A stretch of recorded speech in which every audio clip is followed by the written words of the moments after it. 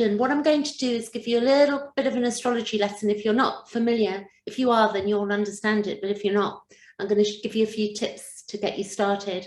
And also I can help you if you need that. You know, I sort of do my readings of charts and whatever. And what we've got currently is that you can see this current chart. And what we have is that the moon, you see here, I'm just going to get my pointer actually.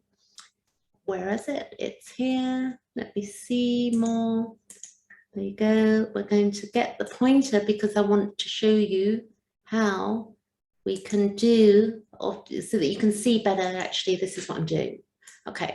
So what we have is that moon right now is in the sign of Taurus, and it's in the same constellation of as Uranus. So you see that 13 degrees. Shortly, it's going to hit the moon is going to hit Uranus. So what does that mean? So then I would tell you that if you're new to astrology, what you could do is, if you look below, you've got the orbs, and what we can do is see an orb is like how close the planet is to another planet. So you see here it says like the moon is 13 degrees. You can see that's Taurus. You can see that the Uranus is 14, and then we can see as another example that Saturn is 10 degrees in the sign of Aquarius, and that Jupiter is in the sign of Aquarius as well. You can see the little R there. If you see that, that means it's retrograde. You can see we've got Pluto retrograde, Saturn is retrograde, Jupiter is retrograde, and we've got Neptune is retrograde, and we're doing really fun with the retrograde. So throughout the year, the planets go retrograde at different speeds, and then most of us have heard of Mercury retrograde, and people get scared of that, but it's not scary. It's where we go inward and we reflect instead of, and we rewind, relax, review, and release. We're going over information, and this works internally. So we're going through big things as humanity at the moment. I'm going to read two things to you as an example. We've got Saturn, sorry, not Saturn, Jupiter here. It's just moved back into the sign of Aquarius. It's going to go back to 22 degrees, and then it will go forward again later this year. This is in opposition to Mars. So Mars is like our libido, not just the sexual libido, but the wanting to get things done. It's also where it can be really impulsive, a lot of impulsivity. Like sometimes we've got unconscious stuff, which is Pluto. It's the unconscious, the soul journey. We don't know why we do things sometimes. We might do things and then think, oh my God, why did I do that? But also that what's unconscious in us that can also drive us, which will happen through Mars, which can also cause impulsivity. And Jupiter is expansive, for better or for worse. We've got Chiron, which is the wound, which we learn to integrate as we move through life. Neptune is beyond this realm. I'm doing really fast here. Gemini, Sun, Gemini, Moon I am. Then we have Saturn, which is restriction, but it's also teacher. It's our guide. It's it can be our God, so to speak. In fact, and we'll just read something. See this book here? This is a brilliant book, Saturn by Liz Green. And if you want to understand your Saturn, it's really this time-space reality on Earth that we're dealing with. And what she does say at the beginning of this book, there's a little quote, and it's by Alice Bailey, who looked at esoteric astrology. And it says that when the disciple knows Saturn as the God who offers opportunity. So look at Saturn as a god of opportunity, but we've got to play sort of some alignment with it. We can't have everything we want all at once. We have free will, so we have choices to make. And then she also says opportunity and see, and what have we got? Unity, and looking at it as a deity, to be also not only disaster. It doesn't just bring disaster. Saturn also brings good stuff. So get this book because it will really make you understand your Saturn. Mine at birth was in Pisces, and it was also on top, it's conjunct my Chiron, which caused me a lot of hardship in my 4th house in Pisces.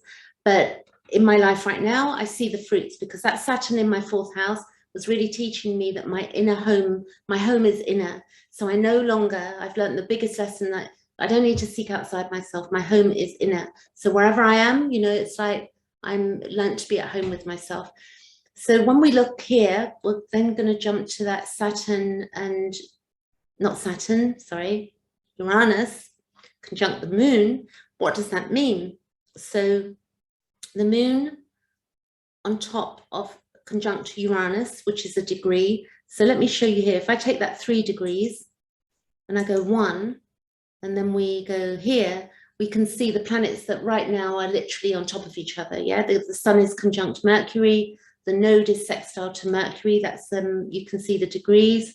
And then you've got Lilith square to Mars. So Lilith, who refused to lay below Adam, is squaring Mars. So we're having this energy going on, which is quite, you know, it's quite beautiful, because that Lilith energy, you know, she wasn't going to concede. And maybe right now there's certain things going on that we don't want to concede to. And as a collective, we have to really think about where we're heading. So, you know, but doing it the right way. And the square is tension. It's like something needs to manifest, something needs to change. Chiron is in an inconjunct. Quincunx is actually an inconjunct. It's an angle to Venus, and Venus is to do with our inner needs, and Chiron is to do with our, you know, our wounding, which we're here to integrate. But if we look at that moon, and I'm going to leave it there for today. It's a short video, but it's just a bit of information. So the moon symbolizes instinctive awareness, and Uranus is the planet of revolutionary enlightenment. And with the moon conjunct Uranus, there is a fusion between emotions and insights, where we can have, you know, what moment, a big aha moment. Uranian energy is really like that.